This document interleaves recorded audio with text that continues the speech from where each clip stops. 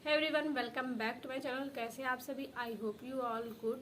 और आप सभी का भी यूपीपी का एग्ज़ाम हो चुका होगा। मेरा भी यूपीपी का एग्ज़ाम था और मेरा भी यूपीपी का एग्ज़ाम जो है वो हो चुका था।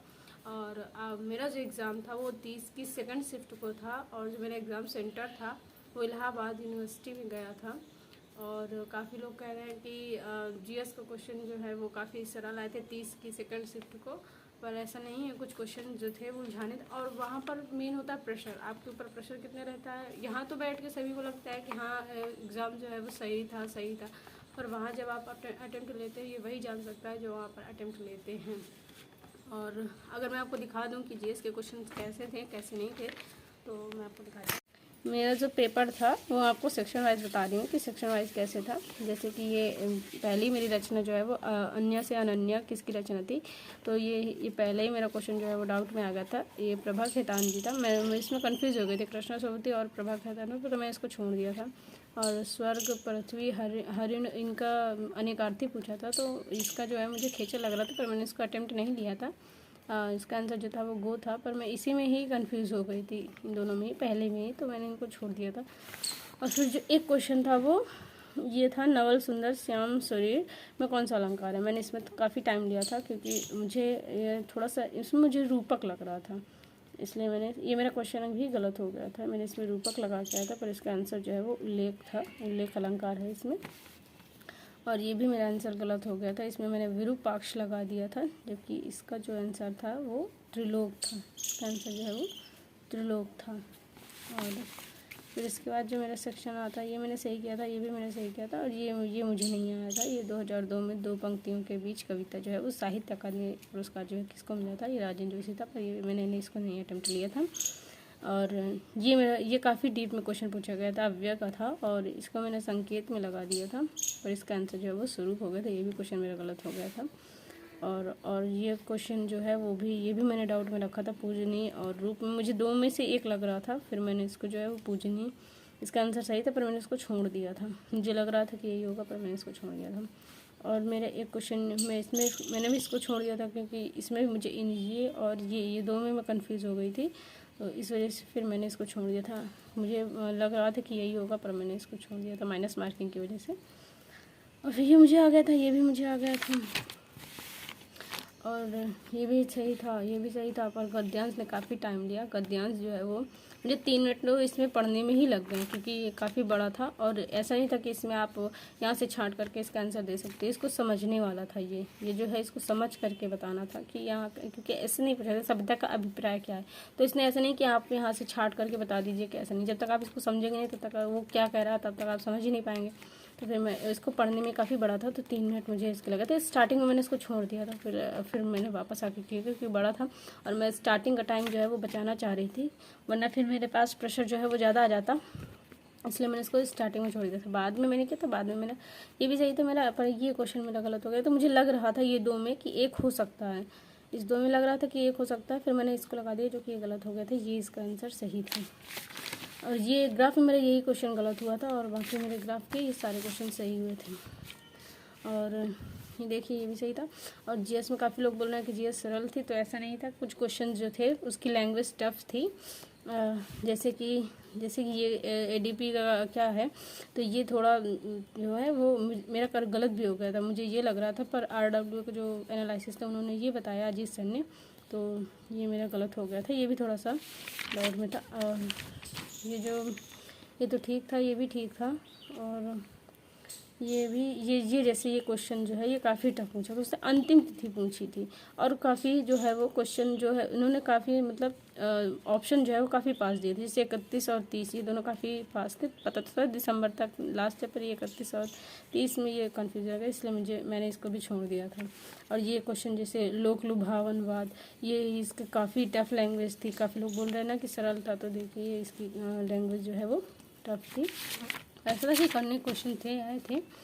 ये भी जैसे डबल ब्लाइंड, ये वाला भी क्वेश्चन थोड़ा टफ था। आरडीएक्स का पूर्ण रूप, और ये तो ठीक थे, ये भी ठीक थे। और ये जैसे एलएसटी, ये एलएसएसटी का पूर्ण कार्य क्या होता है, ये भी थोड़ा टफ था। और ये जो है वो आईटीयू, इसका भी ये मैंने क्वेश्चन छोड़ दिया था, मुझे नहीं समझ में आ रहा था, मुझे ये 2 में लग रहा था पर ये दोनों गलत थे, इसका आंसर ये होता तो मैंने इसको छोड़ ही दिया था यहाँ पर। और ये भी था और ये भी सही था, ये भी सही था मेरा, और ये राम सर ये भी सही था, चिल का झील था, और ये भी सही था, डंपिंग भी ठीक था, ये अनुच्छेद भी ठीक आए थे। और इनमें ये मैंने क्वेश्चन एक छोड़ दिया था, ये क्वेश्चन मुझे पुर्तगाल लग रहा था पर ये मैं क्वेश्चन ये भी मैंने छोड़ दिया था। और ये क्वेश्चन देखिए कितना टफ आया था, ये शुल्क की दर जो पूछ रहा था वो बढ़ाकर कितनी कर दी गई थी, तो ये क्वेश्चन भी थोड़ा सा टफ था, ये भी मैंने छोड़ दिया था। और ये वाला ठीक था, ये भी ठीक था, ये भी मुझे आ रहा था, ये समुद्री दिवस ये भी ठीक था। और ये भी ये 75वीं वर्षगांठ, ये थोड़ा सा अगर वर्ष जो इसको पता चलता तो वही लोग निकाल पा रहे थे, वरना ये क्वेश्चन ये मैंने छोड़ दिया था। और ये भी सही था। ये मैथ्स में कुछ क्वेश्चन आ रहे थे, मैथ्स का ये जो क्वेश्चन है, मैथ में तो उसने 4 क्वेश्चन ही गलत पूछ लिए थे, बहुत ज़्यादा उसी में टाइम चला गया था मेरा।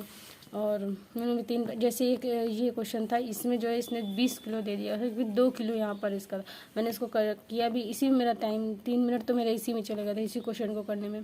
जैसे कि मैंने इसको सॉल्व भी कर रही थी कि 5% मैंने इसकी फ्रैक्शन वैल्यू निकाली थी 20, 19, 20 और एक जी वैल्यू यहाँ निकालनी होती है, इन्होंने 20 दिया था, और जबकि इसका जो था वो 1 होना चाहिए, वो 2 होना चाहिए था, और इस वजह से मैं इनको रख रही थी, मेरा आंसर नहीं आ रहा था।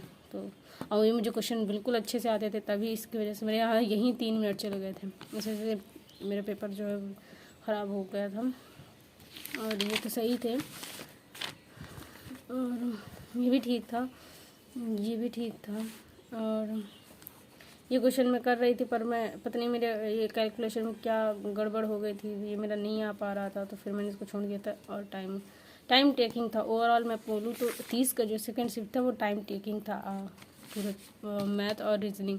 मैथ उसने ज़्यादा टाइम टेकिंग रखी थी, सबसे ज़्यादा टाइम टेकिंग था ये क्वेश्चन जो है उसने 2 बार जो है वो, पहले तो 2 महीने के लिए उसने बोला कितना कर, फिर उसके बाद 10 महीने, ये क्वेश्चन काफ़ी टाइम टेकिंग था, और ये मैंने छोड़ भी दिया था, ये क्वेश्चन बहुत टाइम टेकिंग था। और ये अब आते हैं रीजनिंग तो ये क्वेश्चन सही थे, और ये सबसे ज़्यादा परेशान किया ग्राफ वाले क्वेश्चन ने।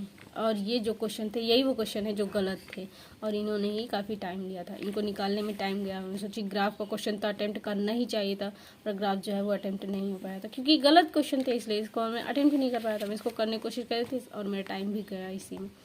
और ये तो ठीक था, ये भी सही था। और ये क्वेश्चन बिल्कुल नया था रीजनिंग में, पर ऐसा नहीं था कि आप कर नहीं सकते थे, पर ये बिल्कुल नया क्वेश्चन था, आप कर सकते थे क्वेश्चन, तो ये मैंने निकाल लिया था इसका भी। और ये क्वेश्चन भी गलत था, ये भी रीजनिंग के क्वेश्चन था, और ये इन्होंने गलत दिया था, और इसमें भी मेरा बहुत टाइम गया, क्योंकि मैं सोची थी कि इसका आंसर तो मुझे आते ही, तो वेन डायग्राम वाले होते तो इनको निकाल ही लिया जाता, पर जब गलत ही क्वेश्चन था तो क्या उसमें बहुत टाइम बर्बाद किया, इसी वजह से टाइम कम पड़ गया था पेपर में मेरे। और बाकी तो ये सही थे, ये सब ठीक थे, ये निकाले जा सकते थे, ऐसी कोई बड़ी बात नहीं थी, ये सब सही थे रीजनिंग में। ये क्वेश्चन थोड़ा सा ये मुझे नहीं आया था, इसके पावर में बदलना था, और इस वजह से मुझे नहीं आया था। और बाकी ये भी सही था। ये क्वेश्चन जो था, ये बोला जाए, ये क्वेश्चन जो है वो डबल इसमें बन गए थे फिगर, यही रीजनिंग का क्वेश्चन था, जिसमें ये भी क्वेश्चन आ रहा था और ये भी क्वेश्चन आ रहा था। अगर रखने के पर ये दो, तो ये एग्जामिनर सर बोल रहे थे कि दोनों में एग्जाम देगा, तो मैंने तो दीना ही लगा रखा था। इसके 2 क्वेश्चन जो है, इसके 2 आंसर आ रहे थे। तो अब ये बाकी ये भी सही थे, ये सब सही थे। और ये क्वेश्चन उन्होंने गलत दिया था, इसने भी काफ़ी टाइम लिया। मैंने एक बार पहले इसमें जोड़ना था, ये भी चला गया, फिर मैंने इसको भी जोड़ा, ये भी काफ़ी टाइम टेकिंग लिया था क्वेश्चन। और फिर जब ये इसका आंसर नहीं मिल रहा था तो मैं सोची मेरे मैंने कैलकुलेशन में ही गलत किया है, तो फिर मैंने इसको कैलकुलेशन में देखा, फिर भी ये इसने मेरा कम से कम 5 मिनट ये मेरा टाइम ले लिया, तभी मेरा थोड़ा टाइम कम गया था। और बाकी ये सब सही थे, ये सब भी मैंने सारे कर लिए थे, ये भी ठीक थे, ये भी ठीक है। और ये क्वेश्चन एक था जो काफ़ी ज़्यादातर मैं सोचती हूँ ये वाला क्वेश्चन किसी ने ज़्यादातर नहीं अटेम्प्ट किया होगा, क्योंकि ये पेंटागन बनाना था। और ये पेंटागन वैसे गिनने के लिए अभी तक जब ना सर ने कोई प्रैक्टिस सेट में बताया था, ना किसी ने कोई बताया था, तो पेंटागन ये बहुत टफ था, इसको मैंने छोड़ दिया था। और बाकी मैंने सारी कर लिए थे। और एक क्वेश्चन ये था, ये क्वेश्चन काफ़ी टफ था, ये इसको मुझे लग रहा है शायद ही कोई कर पाया होगा, वरना ये भी कोई तो ओवरऑल जो था वो मेरा पेपर था। मेरा जो एग्ज़ाम था, अगर मैं इसको, ये मेरी OMR सीट है जो मैंने वहाँ पर भरी थी, और मेरा जो अटेम्प्ट है वो मैंने ओवरऑल जो मैंने अटेम्प्ट लिए थे वो 108 क्वेश्चन मैंने अटेम्प्ट लिए थे, जिसमें मेरे इनकरेक्ट जो हुए थे वो 15 क्वेश्चन मेरे इनकरेक्ट हो गए, और करेक्ट जो हुए थे वो 93 क्वेश्चन जो है वो मेरे करेक्ट हुए थे। और अगर मैं अपनी माइनस मार्किंग हटा करके बात करूँ तो मेरे 178.5 क्वेश्चन जो है वो 178.5 मार्क्स जो है वो बन रहे हैं। और देखते हैं क्या होता है, क्योंकि ये पेपर जो है वो मेरा मैथ्स जो क्वेश्चन थे वही मेरा टाइम ज़्यादा ले रहे थे, वरना मेरा जो है वो टाइम और भी बच जाता, मैं और भी करती। पर ये जो 4 क्वेश्चन थे इन्होंने बहुत टाइम लिया था, मुझे ज़्यादा इसमें टाइम नहीं देना चाहिए था, पर मुझे पता नहीं था कि ये क्वेश्चन गलत थे। अब देखते हैं क्या होता है। पर मैं जो है वो रनिंग स्टार्ट कर रही हूँ, और देखते हैं क्या होता है। मैं उनको भी कहना चाहती हूँ, लड़कियों को भी जिनके 170 प्लस आ रहे हैं, तो उन्हें भी अपना रनिंग जो है उन पर ध्यान देना चाहिए था। जो भी होगा देखा जाएगा। अभी तो सभी अपनी कट ऑफ बता रहे हैं कि कैसे क्या होगी। मुझे लगता है कि गर्ल्स जो है वो सेफ़ है। अगर वो 170 प्लस ला रही हैं तो फिर वो अपनी जो है वो रनिंग स्टार्ट कर दें। मैं भी अपनी रनिंग स्टार्ट कर रही हूँ, और आगे जो भी होगा मैं अपनी रनिंग वगैरह जो भी करूँगी मैं आपको ज़रूर बताऊँगी। और okay, thank you so much for watching. Bye bye everyone.